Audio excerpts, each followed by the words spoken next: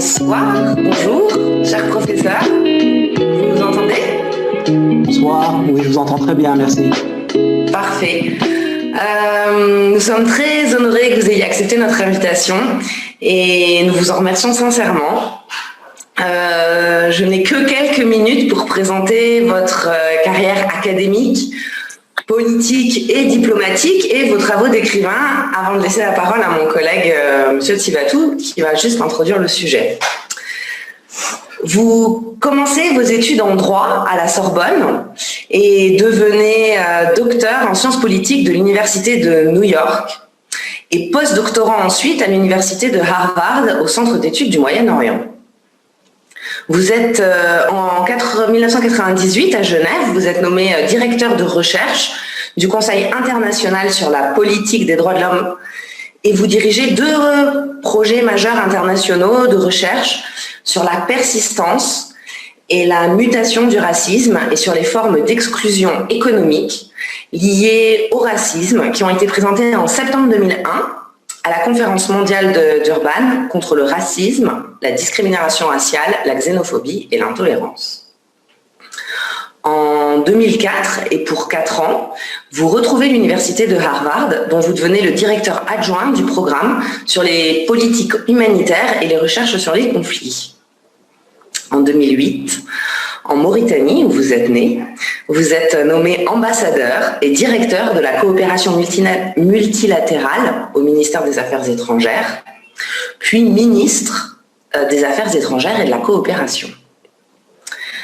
Puis vous retrouvez la Suisse et devenez directeur du département d'histoire internationale et politique de l'Institut universitaire des hautes études internationales et du développement de Genève, où vous enseignez encore aujourd'hui. Vous êtes également chargé de cours à l'école doctorale de Sciences Po Paris et enseignez lors des écoles d'été à la London School of Academics and Political Science. En 2014, l'ancien secrétaire général des Nations Unies, Kofi Annan, vous nomme commissaire membre de la Commission ouest-africaine sur les drogues. En 2017, toujours pour les Nations Unies, vous devenez membre du Haut Panel sur la migration mis en place par la Commission économique pour l'Afrique. De plus, depuis 2016, vous êtes membre du Conseil consultatif de sécurité à Genève. En novembre 2018, le Collège de France vous attribue son prix de reconnaissance à l'occasion d'une conférence que vous donnez à Paris. En avril 2021, l'International Studies Association vous décerne le prix du Global South Distinguished Scholar 2021. Vous êtes l'auteur de plusieurs ouvrages en français, en anglais et visiblement même certains auraient été traduits en arabe, dont notamment une trilogie sur l'après 11 septembre, Contre-croisade, le 11 septembre et le retournement du monde, qui pourrait visiblement même devenir une quadrilogie. Vos critiques soulignent que vous présentez une perspective absolument nouvelle d'Al-Qaïda en le traitant comme un groupe politique plutôt que religieux et en soulignant une compréhension pleinement laïque de cette organisation. Monsieur, nous sommes très heureux de vous accueillir ce soir. Et avant de laisser de la parole à Monsieur Tsivatou, je me permets juste une dernière remarque en cette période de révision pour nos élèves. Vous aussi, vous avez obtenu votre baccalauréat dans un lycée français de l'étranger, celui de Madrid. Voyez-vous, chers élèves, des carrières brillantes vous attendent. Merci beaucoup Rachel et merci à monsieur le professeur Mohamedou de nous avoir fait l'honneur de venir ce soir. Ça a été une très longue bataille pour essayer d'avoir quelques disponibilités de la part d'une personnalité aussi remarquable, dont les écrits sont vraiment des références dans le domaine. Donc on passe le message à nos élèves qui sont pas très nombreux ce soir, parce qu'ils sont aussi retenus par des examens. On leur passe le message, vous avez vraiment la chance d'avoir des chercheurs qui s'adressent à vous et qui donnent de leur temps. Et j'espère vraiment que vous allez apprécier cette présentation. Donc merci encore. Je vais introduire le sujet de ce soir, donc sur les trajectoires de l'État dans le monde arabe. De la chute de l'Empire romain au début des années 20, les pays du Moyen-Orient et d'Afrique du Nord ont entamé un processus brutal de formation d'État. Mais un siècle plus tard, la construction de l'État y reste peu concluante, car de nombreux phénomènes, comme l'expérience du colonialisme ou la montée des mouvements nationalistes et religieux, ont entravé son succès.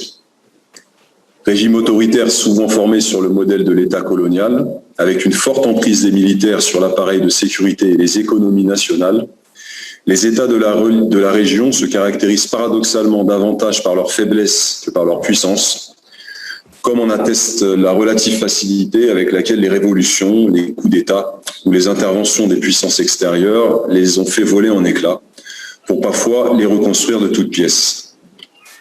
Si, comme le dit Albert Camus dans L'Homme révolté, toutes les révolutions modernes ont abouti à un renforcement de l'État, il est à constater que celles du printemps arabe qui ont touché la région n'y ont pas renforcé les armatures étatiques et au contraire ont conduit à les fragiliser, fragilisant au passage leur capacité à assurer la paix publique et la sécurité de leurs citoyens. Quelles ont été alors les trajectoires de l'État dans le monde arabe, du crépuscule de l'Empire ottoman au retour du prétendu califat? Quelles conséquences l'inachèvement des constructions étatiques a-t-il eu sur la stabilité de la région et la sécurité internationale? Monsieur Mohamedou, je vous cède la parole et vous remercie encore chaleureusement de votre présence. Merci beaucoup pour votre aimable introduction, Madame Loussararian, et Monsieur Tsivatou pour votre aimable présentation. Je suis vraiment très content qu'on ait pu, effectivement, après un certain nombre de temps, d'essayer d'agencer ce rendez-vous. J'en suis particulièrement ravi aussi pour pouvoir avoir la possibilité d'avoir un échange avec les étudiants que je salue et je me réjouis dans la seconde partie de cette discussion aujourd'hui d'avoir un échange avec vous.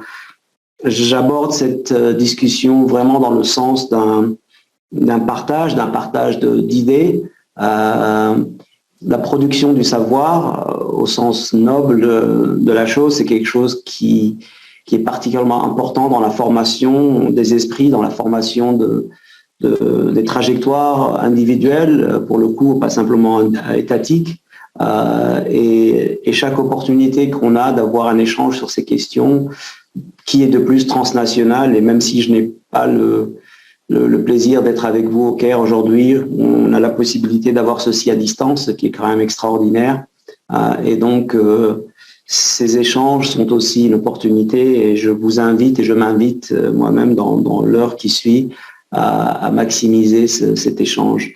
Je vais présenter ça moins sous le coup d'une conférence ex cathedra, on va dire, dans laquelle il y a une forme d'unilatéralité, c'est plus une somme d'idées, d'observations basées sur les travaux que j'ai pu faire sur ces questions, notamment sur le biais de la question de l'État, j'y reviens dans un instant, et à l'évidence sur le Moyen-Orient et l'Afrique du Nord ou le monde arabe. Bon, je vais définir tout ça dans un instant et vous permettre d'avoir vos propres questions, réactions, etc.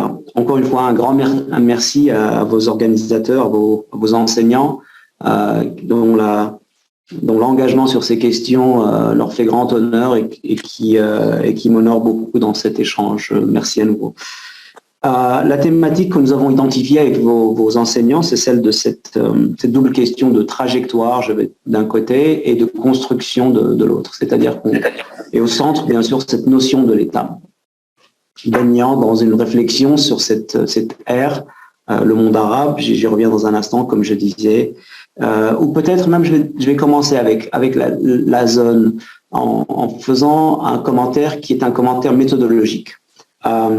Le MENA, Middle East and North Africa, donc c'est l'acronyme qui est utilisé le plus souvent dans les études sur le Moyen-Orient, l'Afrique du Nord, le monde arabo-musulman, est souvent, et cela ne vous surprendra pas, est souvent donné comme une ère problématique dans l'actualité, dans même le monde académique, dans le monde politique. On aborde ceci toujours sous un prisme les conflits de cette région, les soubresauts, les balbutiements, toutes ces questions qui font que le prisme est toujours celui du conflit. À l'évidence, les conflits sont multiples et on y reviendra, mais il y a un souci par rapport à cette lecture qui est un souci qui est en fait stigmatisant, c'est-à-dire qu'on a une approche qui est, et c'est tout le sens de la critique de l'orientalisme que finira par identifier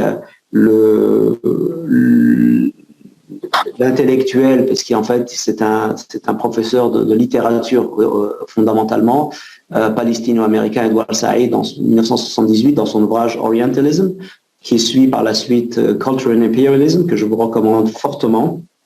Cet orientalisme, il préside trop souvent un regard porté sur cette région. Ce faisant, il aboutit pour nous, participant à cette identification à partir du biais des sciences sociales, ceci aboutit à une disparition des causalités alternatives, on va dire, c'est-à-dire une possibilité d'examiner cette région sous d'autres biais, dont notamment la question étatique au sens large. On a une plongée dans les MENA qui est toujours basée sur une recherche d'explication et qui devient presque à terme sui generis, presque spécifique, c'est-à-dire qu'on a une zone dans le monde qui aurait ses spécificités qu'il faut maîtriser, qu'il faut connaître et qu'on aborde avec un regard qui n'est pas forcément celui qu'on va porter sur l'Europe ou sur les Amériques ou autres. Et c'est tout le sens du culturalisme problématique.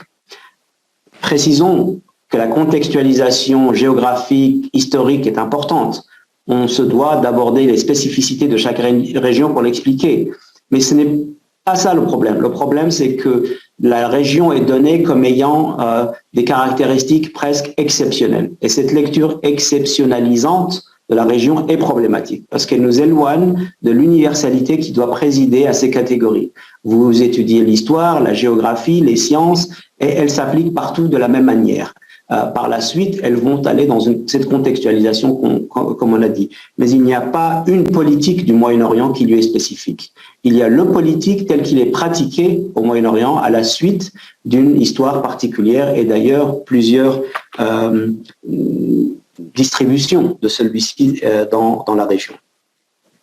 Donc, loin de cette exceptionnalisation qui revient cycliquement et cette association avec la guerre aussi, c'est ça l'autre problème, c'est que nous avons une région dont on regarde toujours ces guerres là-bas, ces guerres au Moyen-Orient, la même chose pour l'Afrique par ailleurs, ces colères, ces violences. Il n'y a pas un ouvrage sur le Moyen-Orient à l'Afrique du Nord qui ne parle pas de l'homme de la rue, n'est-ce pas, ou de l'homme fort, n'est-ce pas. On a ces clichés qui deviennent rapidement une espèce de casting de la politique et de la société telle qu'elle est. C'est très problématique parce que ça porte un regard, ça développe une socialisation dès l'enfance, dès l'école, dès le lycée, et qui est portée par la suite dans des professions journalistiques, politiques, diplomatiques, et on s'en débarrasse très difficilement parce qu'on porte ces clichés, ce sont des clichés, là on doit porter du savoir. L'opinion est quelque chose qui vient après le savoir, après avoir construit une connaissance et un socle de savoir. Or là, on a l'inverse, on a une vision biaisée qui est souvent la somme de perceptions.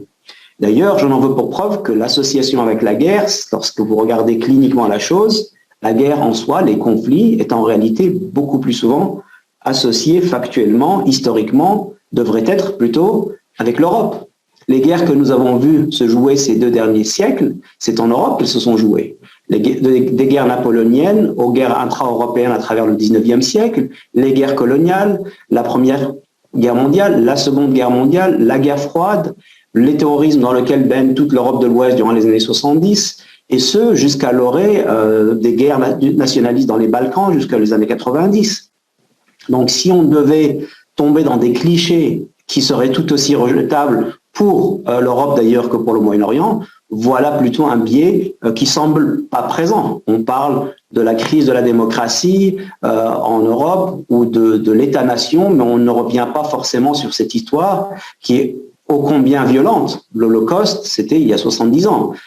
Donc nous sommes dans une mémoire qui est parfois biaisée, là où l'image immédiate qu'on verrait par rapport à cette région du monde, c'est ces foules qui sont donc en ébullition et qui font la couverture de ces magazines, etc. J'insiste là-dessus parce que je veux nous éloigner d'une lecture qui serait informée par des perceptions, là où doit être informée par du savoir, comme je disais. Précisément, dans ce contexte aujourd'hui d'enseignement, je nous invite à une nécessaire refondation, pas simplement un réexamen, mais une refondation de notre regard universitaire sur le Moyen-Orient, l'Afrique du Nord. Et les étudiants, les étudiantes, les chercheuses, les chercheurs pensent trop souvent qu'il est attendu d'eux qu'ils nous parlent de ces conflits, qui soient expliqués par rapport à cette histoire et qui n'est jamais questionné. En fait, le travail de l'étudiant, c'est également d'entrer dans un regard critique. La pensée critique, la réflexion critique sont fondamentales à une émancipation, à un enrichissement. Et je crois que la tradition dans laquelle vous vous inscrivez dans ces discussions, celle en tout cas dont j'ai pu faire l'expérience moi-même dans ces lycées, elle est ancrée dans cette invitation à ce dépassement des prismes tels qu'ils sont donnés pour nourrir une réflexion et non pas pour la cadrer ou la confiner de manière problématique. C'est un point de départ de lecture approprié qui nous invite donc à concevoir non pas nord, sud, est, ouest, mais un monde transnational, globalisé, dans lequel ces questions, l'enchâssement de ces questions doit pouvoir être un socle, non pas problématique, mais un socle d'identification de ces questions. Alors, au-delà de l'écume de ces choses, qu'est-ce qu'on peut voir? Où doit-on chercher les linéaments fonctionnels de cette politique contemporaine dans le MENA, n'est-ce pas? Prenons le temps, un moment, pour définir les termes que nous utilisons. Cette région qui est là devant nous, c'est une région assez particulière. Alors, si on regarde la carte géographique, on se rend compte que la carte est en fait fausse. On a une espèce de zone qui est en réalité identifiée par rapport à une non-existence. Nous avons en réalité deux continents, nous avons l'Afrique et nous avons l'Asie. Et entre les deux, nous avons la péninsule arabique, cette botte qui est là, qui fait le lien. Donc nous avons des pays qui se trouvent dans l'Afrique et des pays qui sont en Asie, Afrique du Nord, on va dire, et Asie de l'Ouest, n'est-ce pas? Pourtant, la réflexion, elle est plus autour de questions de ce Middle East and North Africa, de ce Moyen-Orient, de ce Médio-Orienté, de ce Proche-Orient, de ce Near East, Far East. On est toujours en train de faire des références à ce qui est proche à quoi, moyen par rapport à qui, et on en revient à l'orientalisme en ce sens-là. Il y a une espèce d'absence de référentiel indépendant. Tant et si bien qu'en langue arabe, al-Maghrib, al-Mashriq sont repris presque dans cette logique de repositionnement en ce sens-là. Peut-être que le terme, disons, le plus en fait englobant, c'est celui du monde arabe. En même temps, cette région a aussi des nations qui ne sont pas arabes. Nous avons une nation turque, nous avons une nation juive, nous avons une nation perse, l'Iran, la Turquie, Israël, et donc qui sont des acteurs tout aussi importants de cette région, même s'ils sont minoritaires par rapport à la population arabe qui est largement dominante. Nous avons une ère qui est globalement largement musulmane, mais qui n'est pas forcément que musulmane. Nous avons des Arabes chrétiens, nous avons des Coptes, nous avons des Druzes, nous avons des Juifs, nous avons des Berbères, des Noirs, des Assyriens, des Arméniens, des Turcs. Il y a une richesse dans cette région qui est souvent oubliée, n'est-ce pas? Elle est souvent donnée dans la lecture médiatique comme étant problématique. Regardez comment ils se tapent dessus pendant des décennies, c'est inévitable, une forme de fatalisme. Là où pendant de longs siècles, en fait, c'était un échange extrêmement enrichissant. Et on peut remonter à l'épopée du prophète pour voir que ce télescopage était beaucoup plus en fait tolérant, enrichissant dans la fondation même de ces civilisations. Et j'insiste là-dessus pour les historiens et les historiennes à venir.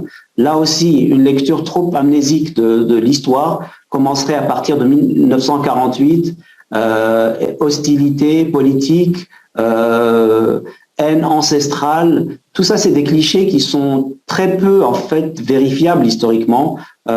Sous l'Empire ottoman, sous l'Empire arabo-islamique, sous toute cette temporalité, on a eu des échanges beaucoup plus enrichissants et beaucoup plus présents dans cette histoire. Il faut pouvoir reconnecter avec cette histoire au lieu de rester dans un fatalisme de ces haines et de ces détestations qui peuvent bien entendu se manifester au XXe siècle, au XXIe siècle dans le contexte dans lequel nous sommes et qui ne peuvent pas être naïvement ignorés, mais qui ne peuvent pas simplement nous donner le là d'une histoire qui est beaucoup plus large et beaucoup plus vaste, à mon sens en tout cas. Le verre est à moitié plein tel que je le vois et pas forcément à moitié vide en ce sens-là. Donc cette zone, elle est ce qu'elle est. Elle existe en fait à tous ces niveaux et c'est très bien ainsi. Elle a une identité qui est particulière, on peut l'aborder de différents aspects et ces populations la voyage à travers tous ces siècles de cette manière. On pourra bien entendu, on peut le mentionner déjà, indiquer les échanges que cette région a au nord comme au sud, avec l'Afrique subsaharienne, avec le nord de la Méditerranée et en fait même au côté asiatique au-delà de l'Iran pour cet échange. Si la question aujourd'hui dans notre discussion est celle de ces nouvelles dynamiques de conflictualité et d'institutionnalisation telles que posées aimablement par les collègues, alors la réponse que je vous propose, elle est simplement celle de la question de l'État. Alors ça peut sembler un peu bateau, l'État, mais je pense qu'on peut faire l'économie de beaucoup de réflexions au-delà de ces aspects de conflit et aller rapidement vers l'essence de ce qui a été, à mon sens, ces 100 dernières années, l'objet principal de l'histoire de cette région. Et l'argument, je vous le donne tout de go, c'est qu'entre 1910, en gros 1920, on va dire, et 2010-2020, nous avons un siècle particulièrement important dans l'histoire de cette région, ancré autour de la quête de l'État, une quête problématique, une quête qui va se jouer à plusieurs niveaux. Je vais y revenir dans un instant pour expliquer un petit peu mon argument sur 3 niveaux que je vous propose. Mettons ça de côté pour un instant, revenons sur la notion de l'État elle-même. L'État, vaste sujet qui se définit depuis la définition westphalienne, comme vous le savez, donc au XVIIe siècle, autour d'un consensus créé par une série de traités pour régler des conflits diplomatiques en réalité en Allemagne. De ceci naît une espèce de langage autour de la notion de souveraineté, d'un échange entre différentes parties, de la démarcation de la territorialité et le projet de la constitutionnalité naît. On peut déjà penser que tout l'État n'est pas forcément westphalien. Ça, c'est un problème conceptuellement plus large, auquel il faudra peut-être réfléchir un jour. Pourquoi ne pensons-nous l'État que sous le vocable, sous la version westphalienne, le problème n'étant pas le fait que ceci a été pensé quelque part en Allemagne, une bonne ou une mauvaise idée peut venir de partout, c'est plus l'idée que l'État westphalien, comme Max Weber finira par identifier ceci par la suite, nous donnant la définition du monopole de la violence légitime, comme vous avez probablement dû l'étudier, c'est que cette notion de l'État moderne westphalien se situe autour de la question de la guerre et de la diplomatie. Or, aujourd'hui, on peut penser que l'État est devenu beaucoup plus, ou beaucoup moins d'ailleurs. Il y a une espèce de fluidité de la notion aujourd'hui lorsqu'on pense en thématiques beaucoup plus larges, les questions d'environnement, les questions de santé, les questions de genre, les questions de discrimination, les questions d'énergie, les questions, disons, beaucoup plus de transnationalisme dans le sens du voyage, des idées, des influences, des économies. L'État aujourd'hui n'est plus peut-être le primus inter pares, n'est plus le premier parmi ses pairs qui sont donc les siens, les autres acteurs, mais il est peut-être aujourd'hui un compétiteur parmi d'autres. Lorsqu'on pense aux grandes compagnies, lorsqu'on pense à tout autre acteur. Ceci dit, et là, c'est la question pour le Moyen-Orient, c'est que entre le XVIIe et le XXe siècle, cette matrice, elle connaît un succès. L'État westphalien réussit, il s'impose d'abord en Europe sur les Européens, puis dans la version coloniale par l'examen et la projection, et puis à terme, de manière très intéressante, voire paradoxale, voire presque ironique, les États post-coloniaux dans les années 60 font une demande d'État sur le mode précisément westphalien. Ils ne recréent pas autre chose, ces États veulent des États sur ce modèle-là. Et ça, c'est peut-être quelque chose qui pose souci. Le politologue français Bertrand Badi appellera ceci l'État importé. Et c'est effectivement un État qui a été importé en ce sens-là. L'importation n'est pas forcément un problème. Nous sommes au-delà des identifications de bien ou de mal. Nous sommes en train de regarder cliniquement ce qui s'est passé dans cette histoire et ce que ça nous donne comme conséquence pour cette généalogie westphalienne. Dans mon premier ouvrage sur l'Irak, j'avais tenté une construction autour de ce qu'on appelait le state building, la construction de l'État, et j'avais voulu voir dans les 4 éléments suivants que je vous donne pour nous donner des éléments pour la réflexion, ce qui peut constituer un processus de mise en place de l'État en Irak pour le coup, et au-delà dans le monde arabe, et partant de manière, disons, comme une théorie générale du state building. Ces éléments sont donc le développement des institutions. Donc, pendant que j'énumère ces questions, pensez à comment ceci s'applique aux États naissants dans cette région. Donc, le développement des institutions, la mise en place d'un consensus national, donc autour de ce que nous sommes, ce que nous voulons, l'idée un peu fondatrice de ce qui est l'idée d'une nation, ce que j'ai appelé en anglais domestic cohesion, on traduira mal en français en cohésion domestique, nationale, locale, on pourra dire. Et de manière très importante, la continuation ou la perpétuation de la souveraineté.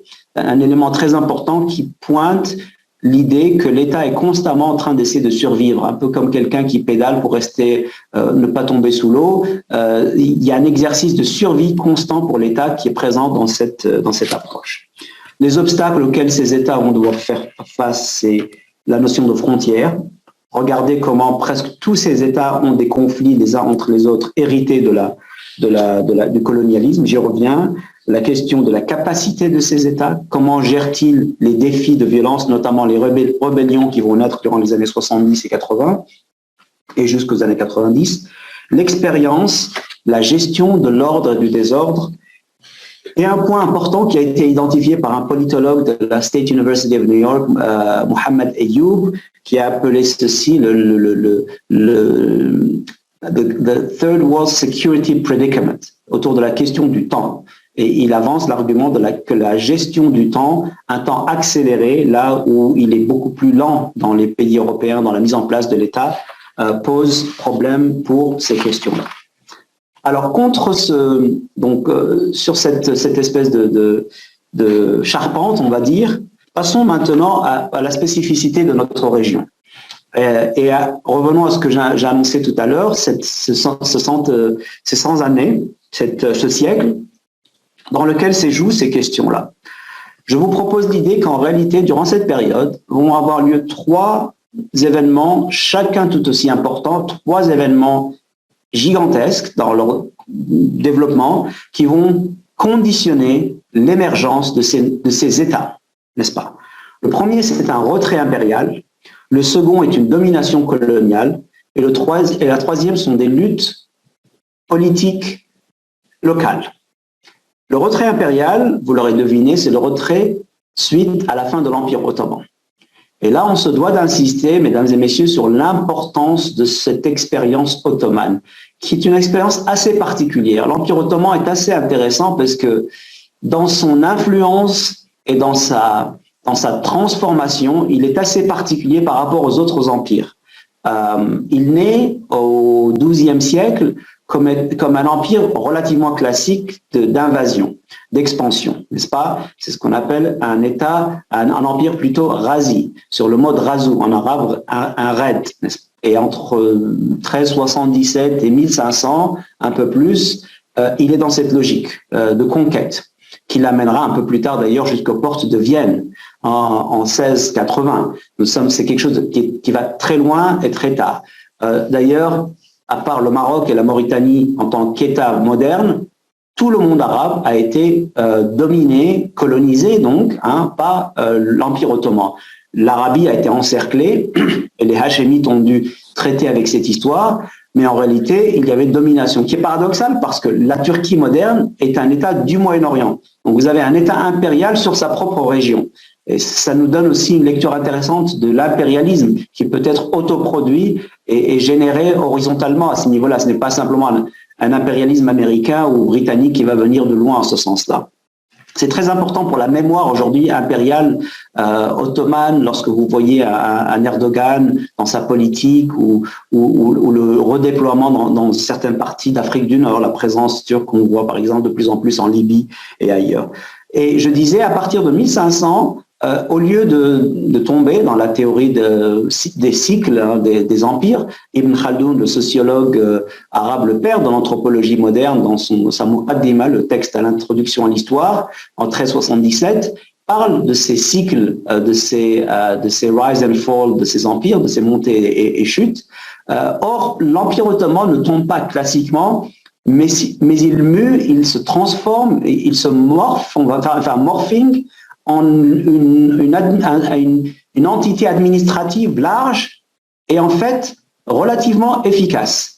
Et c'est ce que vous voyez aujourd'hui, notamment d'ailleurs dans la ville où vous êtes, le Caire, en Égypte, avec toute cette administration qui a été développée par l'Empire ottoman, dont on voit aujourd'hui dans la plupart de ces pays-là, en Afrique du Nord, en Égypte, au Levant, l'influence dans les institutions, dans la relation avec le Diwan, avec les affaires religieuses, à l'Awqaf, qui donneront les ministères religieux, dans la conceptualisation de toute la paperasse, entre guillemets, autour de l'administration. Tout ça, c'est un système qui est en fait mis en place, qui est un système moderne en réalité, hein, qui est bien en avance sur ce que l'Europe a à la même époque et qui est précurseur de toute cette administration au sens bureaucratique, même s'il est très, très lourd, mais qui était une forme de systémisation de ce qui se fait dans l'entrée moderne sur ces questions-là. Donc cette notion d'une approche systémique à la gestion de l'État vient aussi de là, et ces États en héritent. Ce retrait, il a lieu à partir de la fin du 19e siècle jusqu'au début du 20e siècle. L'Empire ottoman s'allie contre les puissances européennes, il perd la guerre, il y a une accélération de cette chute, et techniquement en 1924, littéralement le symbole même du califat, l'épée qui symbolise le califat, est essentiellement passée, et le calife lui-même devient, après le traité de Lausanne, obsolète, remplacé formellement dans la nouvelle constitution turque. Cette période, elle est très importante parce qu'elle va donner naissance à beaucoup de velléités de nationalisme arabe. J'y reviendrai tout à l'heure. Donc, vous voyez comment le lancement de cette aventure, il est aussi par rapport à la fin d'une autre aventure si importante. La deuxième, elle se joue littéralement en parallèle, il y a même un chevauchement en réalité, c'est celle de la domination coloniale, française, britannique, française en Afrique du Nord en grande partie, espagnole également en Afrique du Nord, certaines parties du Maroc, l'Italie qui est présente en Libye, la Grande-Bretagne en Égypte et au Levant. Ces acteurs principaux, l'Allemagne, c'est plutôt au sud de l'Afrique qu'elle est présente dans quelques colonies. Ces acteurs arrivent, commencent leur pénétration de la région au milieu du 19e siècle, et l'âge d'or, entre guillemets, de ce colonialisme, c'est d'ailleurs un euphémisme, parce que le colonialisme avec 150 millions de morts et ses massacres et son contrôle et son aspect dépossessif est largement problématique.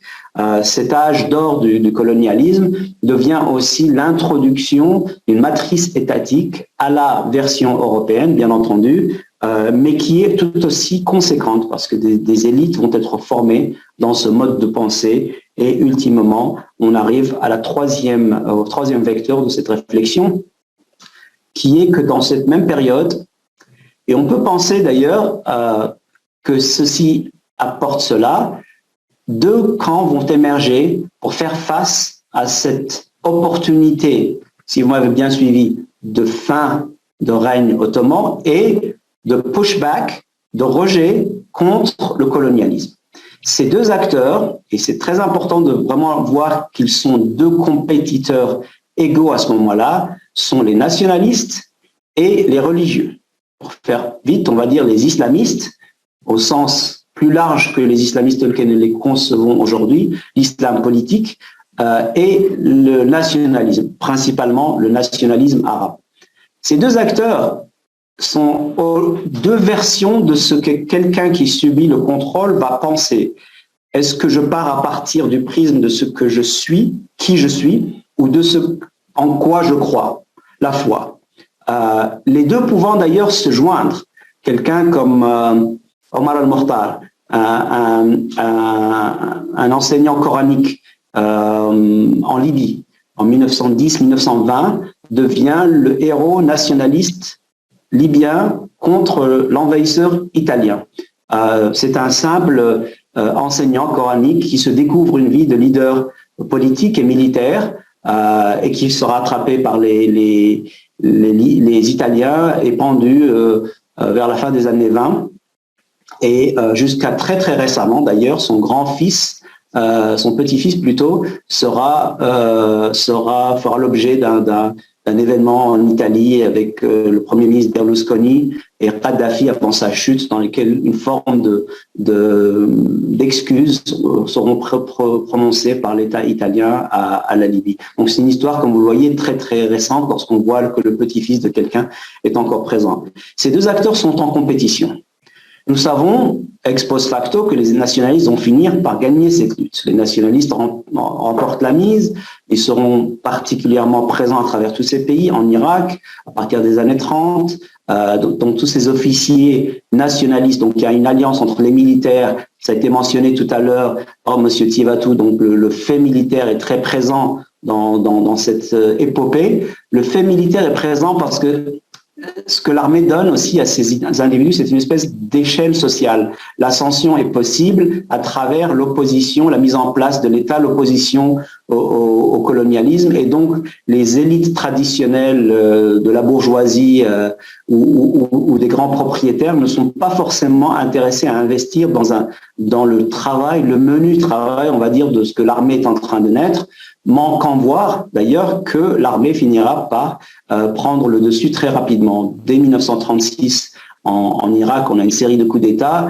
qui redessinent tout à fait le paysage politique et de pouvoir.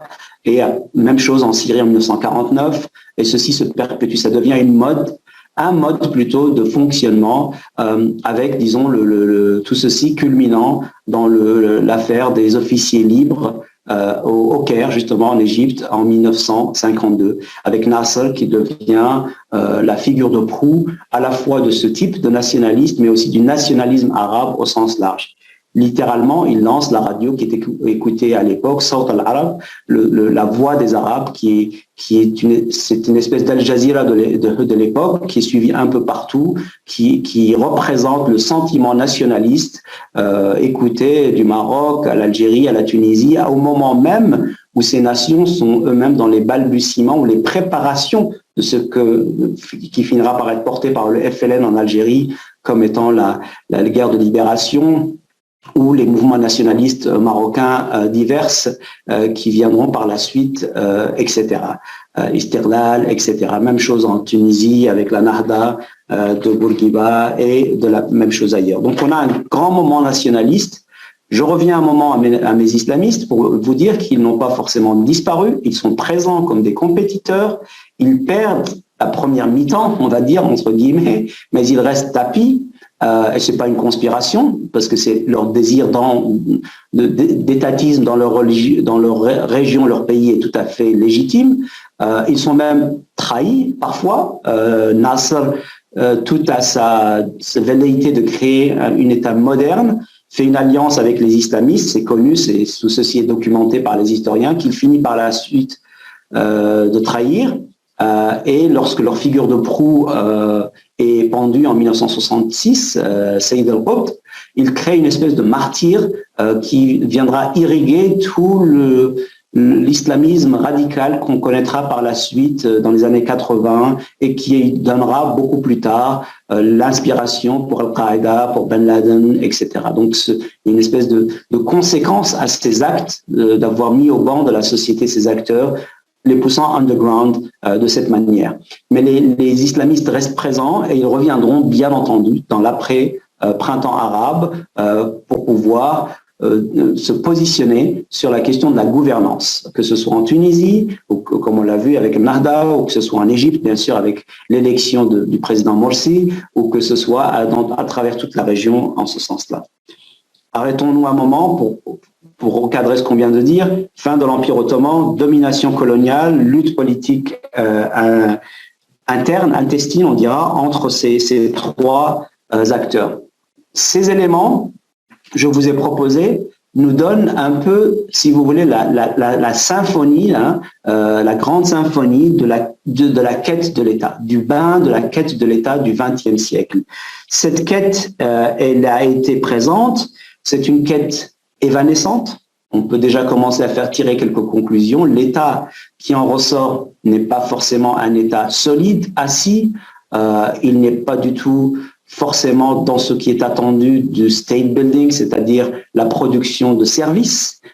Il est politisé rapidement, il devient violent, il devient autoritariste très largement dans presque tous ces pays, et il devient contrôlé par une élite qui a la confluence des intérêts économiques, pécuniers, reproduit ce qu'on a vu par ailleurs. Rien de particulier, c'est exactement mon point d'introduction. Là, il n'y a aucune différence entre ces élites et ce qu'on a vu en Amérique latine comme étant cette bourgeoisie comprador, comme on l'appelle. C'est les mêmes logiques de contrôle et d'éloignement du reste de la nation. Ces trois constellations ont, à mon sens, irrigué ce déficit d'État. Il y a un déficit d'État qui est né de cette situation.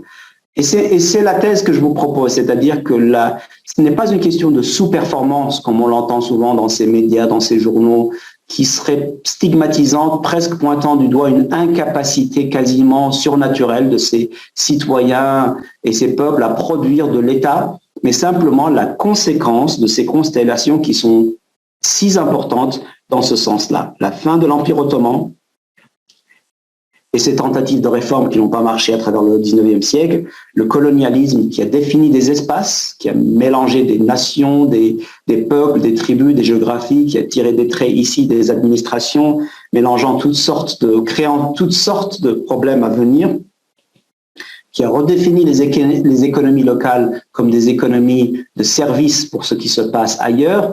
La pensée, comme on l'oublie souvent, entre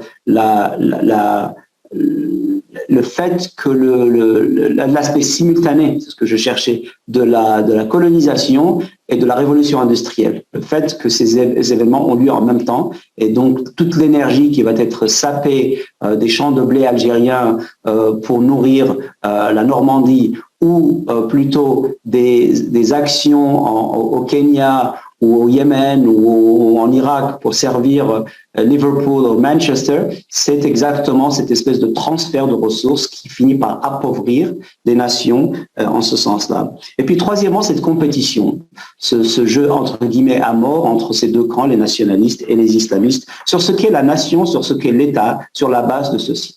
Et c'est très profond comme divergence. Aujourd'hui, plutôt à cette époque-là, un arabe se pose la question, quelle est ma place dans le monde? Est-ce que ma place est celle d'un arabe? Et ça va au-delà de la religion. Les penseurs du nationalisme arabe sont un chrétien, Michel Aflaq. Le premier ministre de Saddam Hussein est un chrétien, Tariq Aziz. Ces acteurs ont leur place de manière tout à fait centrale dans cette histoire. Ou est-ce plutôt une question de religion? C'est-à-dire, mon identité arabe est secondaire à ma religion musulmane dominante. Comme je l'ai dit, il y a d'autres religions, bien entendu, dans la région. Cette question existentielle demeure ouverte. On parle beaucoup, à partir des années 80, de la fin du nationalisme arabe. Je pense que le sentiment d'arabité, l'Europa, ne disparaît pas. Il mue, il passe d'une phase à une autre. Le sens classique, oui, a complètement disparu avec ces régimes, mais on peut lire aussi le printemps arabe comme une espèce de remix de ce nationalisme arabe qui apparaît, pour le coup, au niveau de la jeunesse transnationale, qui s'influence, qui s'écoute entre des jeunes Tunisiens qui influencent des jeunes Égyptiens, qui influencent des jeunes Libyens, Yéménites, Syriens, Palestiniens, etc. Il y a une discussion qui devient quelque part démocratisée et c'est très intéressant à observer en ce sens-là. Je commence peut-être à conclure, comme ça on peut ouvrir la discussion et vous écouter. Donc, à l'orée des années 80, on a un État arabe qui est un site de recherche doublement problématique. D'un côté, cette expérience coloniale qui est maintenant dans sa période post-coloniale. Et là, je veux nommer un second problème qui est l'action de l'État post-colonial. À mon sens, l'État post-colonial, au sens large, ça s'applique d'ailleurs pour les États africains, l'État postcolonial arabe finit malheureusement, et on peut le juger ainsi, par rejouer le jeu colonial. C'est-à-dire que ce qui a été décrié, ce qui a été traumatisant dans l'expérience coloniale, est malheureusement reproduit de manière assez insidieuse par ces élites, parfois de manière inconsciente, mais souvent aussi en s'accommodant. Et qu'est-ce que je veux dire par là? C'est-à-dire le népotisme, le contrôle, l'autoritarisme, la violence, tout ce que ces mouvements rejettent à l'orée des années 80, en fait, est exactement ce que ces mêmes acteurs étaient en train de rejeter de l'action coloniale. Le parti unique qui naît là où on attendait une démocratie, une représentation, une représentativité de la société qui sont mis de côté.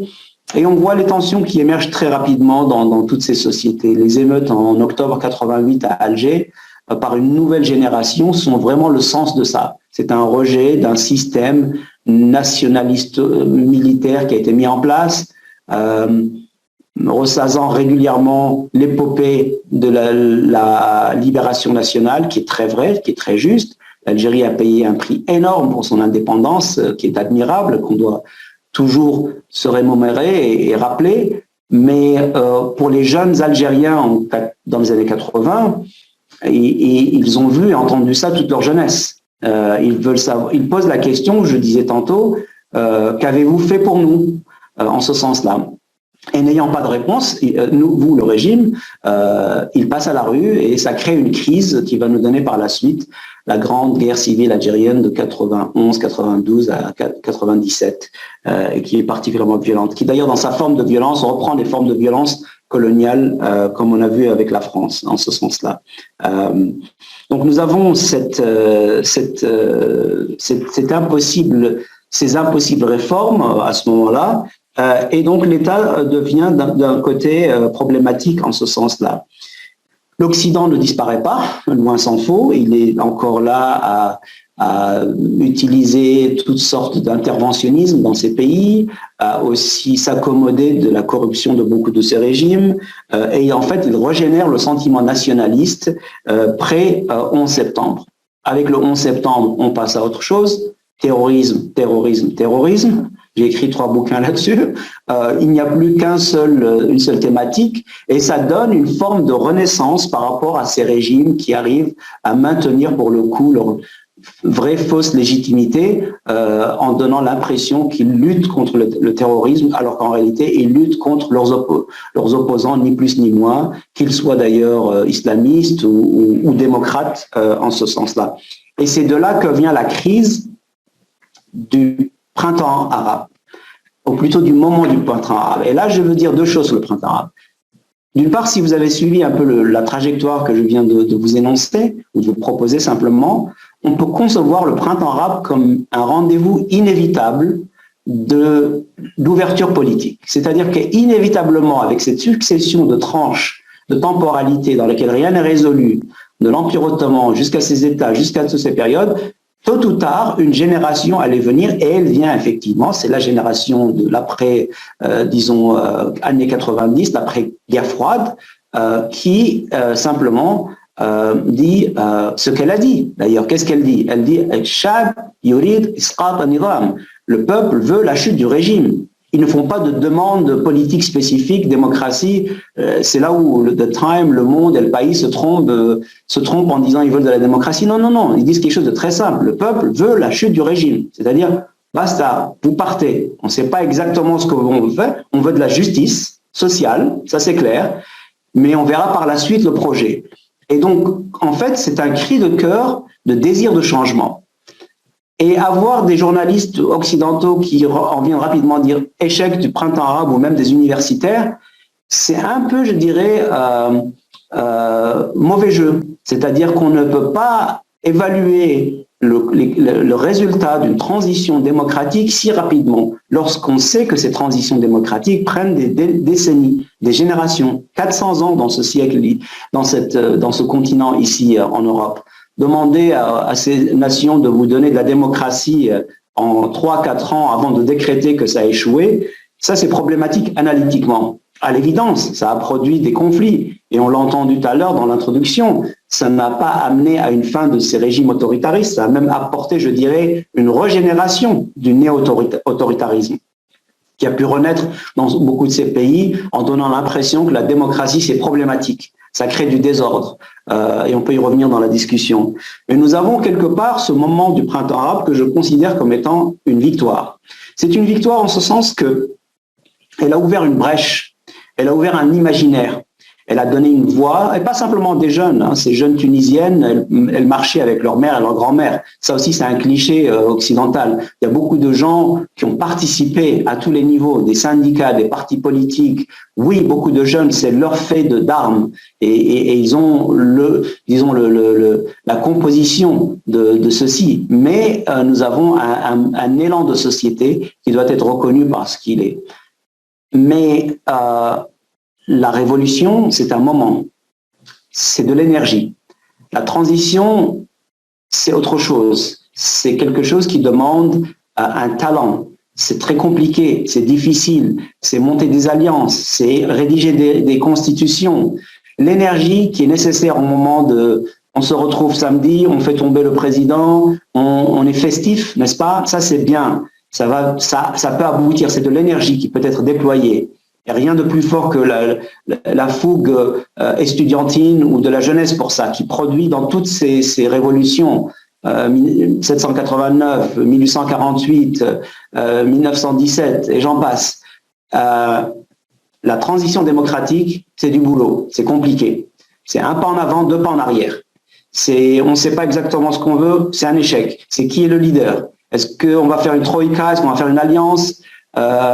L'ancien régime peut revenir, l'armée est indécise, c'est extrêmement compliqué. L'économie est foudroyée, etc., etc. Et dans ce contexte-là, construire un jour nouveau, c'est extrêmement difficile et ça prend du temps. Ça peut réussir, mais ça prendra du temps en ce sens-là. Qu'il y ait des conflits par la suite, ce n'est pas surprenant. La Syrie, Assad rejette ceci. Au Yémen, on retombe dans les démons qui étaient préexistants de la division du pays, etc. Kadhafi n'ayant rien laissé de disponible dans ce pays comme système social, les milices vont apparaître. Tout ceci est mathématiquement presque prévisible. La Tunisie ayant une société civile et de l'éducation, il y a du matériau pour travailler. Donc c'est en fonction de ce qui est disponible par rapport à un jour nouveau en ce sens-là, même si la Tunisie finira par traiter avec son propre autoritarisme depuis l'été dernier, comme on l'a vu. Donc pour clore, nous voyons que nous sommes aujourd'hui arrivés à un moment dans lequel on voit une somme de paradoxes. Au final, l'État arabe est fort et faible. Il est présent, il est absent. Il est visible et invisible.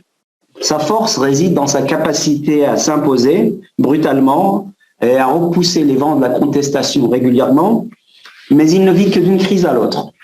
Et le dessin et la composition de l'État au sens large demeurent néanmoins les marqueurs d'une histoire qui est en train d'être écrite par ces populations. Et cette rédaction, cette histoire inachevée, le rôle de ces élites qui n'ont pas forcément toujours été à la hauteur, notamment les élites postcoloniales, sont des prismes qu'on ne peut pas simplement lire au rythme ou disons de l'actualité qui transpose des schémas de pensée que nous avons sur ces régions. Il faut avoir la modestie intellectuelle, humaine, d'aller vers ce qui est fondamentalement la légitimité de ce qui a cantonné cet exercice. Or, à mon sens, c'est une quête ouverte, durable, et à terme certainement réussie, mais pour l'heure encore très difficile, de cette entité avec tous ses défauts qu'on peut nommer comme étant l'État moderne et sa nécessaire présence autour des questions de service. Voilà, je vous remercie pour votre attention et je m'en remets à nos Masters of Ceremony. Merci de ces titres très élogieux. Donc, je vous remercie pour cette rétrospective sur les évolutions et les mutations de l'État arabe. Une rétrospective qui a été très profonde et à la fois synthétique, et pour un sujet aussi conceptuel, ceci relève vraiment du défi. Donc, je vous remercie de toutes les interrogations que vous avez pu soulever. Et je pense qu'en effet, on est dans une époque qui constitue peut-être un point d'étape où il est nécessaire de s'interroger sur toutes ces réalités que vous avez décrites.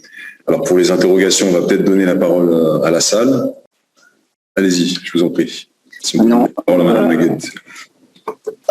Bonjour tout le monde. Excusez-moi, j'ai attendu que quelqu'un intervienne parce que je suis invitée, donc je dois avoir la parole à la fin.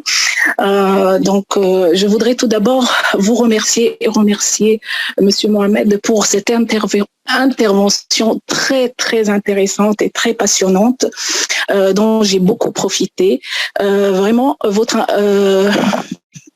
votre séminaire a suscité beaucoup de questions. Je ne sais pas par quoi commencer, mais peut-être je vais concentrer la chose sur une seule question. Vous avez parlé de la notion de la quête de l'État, mais aussi votre conférence m'a fait susciter une autre question, celle de la quête de la démocratie dans le monde arabe. Disons alors, après, est-ce qu'il y a un espoir à revenir à l'État démocratique après ces régimes autoritaires ou autoritarisme que vous avez cités? Quand est-ce qu'on peut revenir après cette phase que le monde arabe a connue, après les printemps arabes? Tous les peuples espèrent revenir à voir un jour sévir dans notre monde un État démocratique. Mais ce qu'on voit après le printemps arabe, ce ne sont que des États autoritarisme. Alors, est-ce que vous avez une réponse? Bien sûr, c'est une question assez difficile, mais vous, en tant que spécialiste, quelle est votre opinion sur cette question? Est-ce que vous pouvez prévoir un avenir meilleur pour les États arabes pour revenir à la démocratie? Voilà ma question. Et une dernière, peut-être, vous avez mentionné tout à l'heure que vous avez écrit 3 livres sur le terrorisme. Si vous voulez bien, j'aimerais bien que vous nous les mentionniez. Merci. Renaud, vous voulez que je réponde ou vous voulez prendre d'autres questions? Ah oui, non, allez-y, vous pouvez répondre tout de suite. Peut-être pour les références des livres, on peut éventuellement vous les transmettre, Madame Maguette, hein, peut-être pour gagner du temps. Merci beaucoup, c'est très aimable. Écoutez, votre question est très importante. Peut-être juste une précision sur les ouvrages en question pour que vous puissiez comprendre. C'est une réflexion ouverte sur la question du terrorisme. Et donc, c'est pour ça que j'invite une discussion qui serait non pas un ouvrage d'actualité qui vous donnerait un peu les clés du groupe Al-Qaïda ou l'État islamique, mais qui essaie un peu de comprendre la place problématique qui est venue occuper la question du terrorisme aujourd'hui dans notre monde au cours des 20 dernières années. Et donc, j'aborde différents aspects de cette question dans cette réflexion qui est ouverte, comme le disait tout à l'heure Madame Le Sararian, parce qu'un 4e ouvrage est en préparation. Je vous remercie beaucoup pour votre question sur la démocratie. Elle est extrêmement importante. Elle permet de revenir un petit peu là-dessus pour 2 raisons. D'abord, parce que j'ai eu un petit peu à travailler là-dessus également dans un autre ouvrage qui s'appelle Democratization in the 21st Century, qu'on avait fait avec mon collègue Timothy Sisk en 2016, qui partait précisément du printemps arabe, et aussi parce que la question, en fait, elle-même nécessite plus d'emphase dans ce que nous avons présenté aujourd'hui. Alors, je dirais 2 ou 3 choses. D'abord, il est très important, et ça c'est aussi un message pour nos étudiants, de toujours contextualiser et rechercher historiquement les précédents de tout ceci. La question de la démocratie, elle ne se pose pas aujourd'hui dans le monde arabe simplement dans un post-2011 printemps arabe. Au contraire, je me souviens de séminaires au Caire en 93, c'est une éternité, en tant que jeune doctorant, sur ces questions, dont les libellés étaient exactement ça, les processus de démocratisation dans le monde arabe. Et encore, nous étions la deuxième ou la troisième génération qui réfléchissait sur ces questions, présentes depuis les années 70 ou les années 60. Il y a une longue quête de l'ouverture démocratique, de la représentativité dans le monde arabe. C'est une lutte riche, complexe. Je me dois de lui faire justice pour beaucoup de personnes qui ont travaillé là-dessus, qui ont publié de l'Afrique du Nord jusqu'au Mashriq sur ces questions-là, sous toutes sortes de biais. La question se pose à l'évidence, à mon sens, à deux niveaux. Un, c'est ce non-choix, malheureusement, qui a été fait par les élites dans les années 60. Et j'y vois une espèce de crime initial, entre guillemets, c'est-à-dire que là, on avait la possibilité d'avoir un jour nouveau, après tous les méfaits de l'État colonial. Ces élites, pour une raison ou pour une autre, sur lesquelles on pourra revenir, ont malheureusement pris la route d'un autoritarisme qui est très rapidement devenu le mode de fonctionnement de tous ces États. Je le disais tout à l'heure, c'est l'État unique, c'est la répression, c'est les années de plomb dans presque tous ces pays. Et ça nous donne un épisode très lourd et dont on n'arrive pas à sortir pendant de longues décennies, jusqu'à cette espèce de tentative de sortir la tête de l'eau en 2011 avec le printemps arabe, comme je disais. Mais ça nous donne aussi, si on veut regarder l'aspect positif, tout le travail qui a été fait au niveau de la société, au niveau de le constitutionnalisme qui est présent en Tunisie, par exemple, dès les années 1860. Donc, il y a un effort de s'investir dans ces questions qui remontent à très loin. Il y a des revues féministes en Irak comme dans les années 30. Il y a un travail d'islamistes égyptiens au niveau de la société, pas la société civile, la société d'enseignement, d'encadrement, de représentation, de sécurité sociale qui est énorme durant les années 40. On a toutes sortes d'engagements à tous les niveaux qui se perdent dans les sables du temps parce qu'on regarde simplement le rôle de cet État contre lequel il faut pousser. Cette histoire, à nouveau, j'invite les étudiants à se renseigner là-dessus. Il y a beaucoup d'éléments. Mon deuxième point, c'est qu'on arrive à un point d'orgue au milieu des années 90. À ce moment-là, le politologue libanais qui réside en France, libano-français, Hassan Salama de Sciences Po, écrit un ouvrage très important qui s'appelle « Démocratie sans démocrate ». Qui aborde cette question. Vous voyez, je parlais tout à l'heure de 93, 96, cette thématique, elle est très, très puissante à ce moment-là. D'ailleurs, l'ouvrage de Salamé est parti d'un article qu'il avait fait pour la Revue française de sciences politiques, qui a un titre qui résume parfaitement la question. Le titre de cet article, c'est « Sur la causalité d'un manque ». Sur la causalité d'un manque. Suite à ceci, il aborde la question de l'absence de démocratie. En d'autres termes, pourquoi la démocratie est-elle absente, n'est-ce pas? Et il aborde cette question, on n'a pas le temps d'entrer en détail, mais en gros, c'est un peu ce que je disais, c'est le résultat de cette histoire. Donc, toute cette période, il y a un travail profond, riche, de réflexion. J'ai beaucoup publié dans ces questions, dont notamment dans des journaux indépendants dans la région pendant toutes ces années. Il y a un télescopage, un engagement qui est fascinant autour de ces questions, qui est souvent balayé d'ailleurs par un Occident qui prend ça de haut, ou qui ne parle qu'à des intellectuels occidentalisés qui parlent le même langage, ce qui est problématique parce qu'on code cette représentation. Le second point, c'est qu'effectivement, le printemps arabe a donné la possibilité à ces États d'avoir une renaissance néo-autoritariste. Il faut le dire, il faut le regarder, c'est ce qu'on voit un peu partout. L'exemple parfait étant Assad. Assad qui a en gros réussi à survivre. Assad a gagné, n'est-ce pas? Il a réussi à transformer le narratif d'une opposition contre son autoritarisme à une lutte, entre guillemets, contre le terrorisme. Et ce faisant, on a pu passer outre toutes les violations, etc. Le souci, à mon sens, c'est qu'il y a eu une espèce de timing qui a permis ceci. Et là, je voudrais peut-être vous inviter à faire le lien à la crise de la démocratie au-delà du monde arabe. Aujourd'hui, ces 5 dernières années, on a un néo-autoritarisme qui se joue mondialement. Vous le voyez en Europe, vous le voyez aux États-Unis, vous le voyez aux Philippines, vous le voyez en Afrique, vous le voyez au Brésil, Et il y a une espèce de jeu dans lequel ces gens-là, ces chefs, ces dictateurs, en fait, s'écoutent les uns les autres, ce Duterte, ce Trump, ce Bolsonaro, ce Viktor Orban, etc., ce Poutine. Il y a une espèce de moment dans lequel les dictateurs reviennent en force à travers le monde.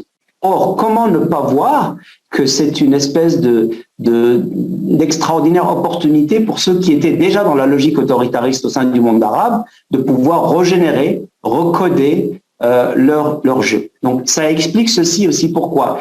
Donc, mathématiquement, un manque d'expérience de nos jeunes du printemps arabe qui arrivent à défaire les systèmes et qui n'ont pas la possibilité de mettre en place quelque chose parce que c'est pas des syndicats, c'est pas des partis, c'est très compliqué, n'est-ce pas? On peut les excuser à ce niveau-là. 2, l'État arrive à se mettre en place. 3, il bénéficie d'un contexte extraordinairement violent. On a quand même un président raciste aux États-Unis entre 2016 à 2020, et tout le reste, tout ce qui s'ensuit, et cette montée de l'islamophobie et de l'antisémitisme et de la xénophobie en Europe. Et donc, tout ceci nous donne un moment dans lequel la démocratie, c'est bien gentil, mais c'est on the back burner, comme diraient les Américains, c'est-à-dire mise de côté, en ce sens-là. Donc ça explique aussi pourquoi cette démocratie est si difficile à porter. Mais je veux rester positif, je vous l'ai dit tout à l'heure. Je crois que le besoin, le désir, la velléité de représentation au sens large d'une démocratie dans la région ne s'éteindra pas. Je vois tout à fait un printemps arabe 2.0, 3.0 revenir, etc. Je crois que l'autoritarisme va rétrécir comme une peau de chagrin et on aura encore par vagues successives, c'est la théorie de la démocratisation, jusqu'à ce qu'il y ait une espèce d'inévitabilité. J'en veux pour preuve, mon dernier argument, madame, c'est que la peur a changé de camp au Moyen-Orient aujourd'hui. C'est-à-dire que ce n'est pas les sociétés qui ont peur, c'est les États qui ont peur. Avant 2011, c'est l'inverse. Avant, c'était les populations qui étaient tétanisées et les États qui étaient parfaitement libres. Aujourd'hui, l'État, même néo-autoritariste dans la région, fait attention. Il lui reste sa superbe de sa violence, mais aujourd'hui, il y a une forme de libération de l'opposition à l'État qui n'a pas de précédent dans l'épisode précédent. Et donc, voyons un petit peu comment ça va se jouer. Voilà, je dirais, c'est une période encore difficile, je ne peux certainement rien prévoir, mais je veux croire que cette énergie pour la démocratie va continuer à être présente. C'était un peu long, mais c'était nécessaire, votre question était importante. Oui, je vous remercie beaucoup.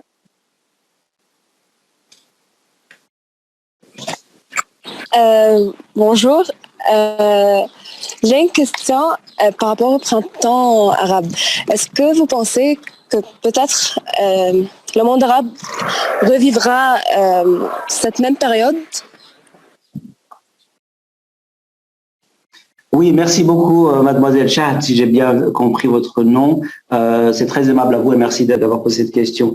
Pour continuer un peu ce que je disais à l'instant à madame Maguette, je pense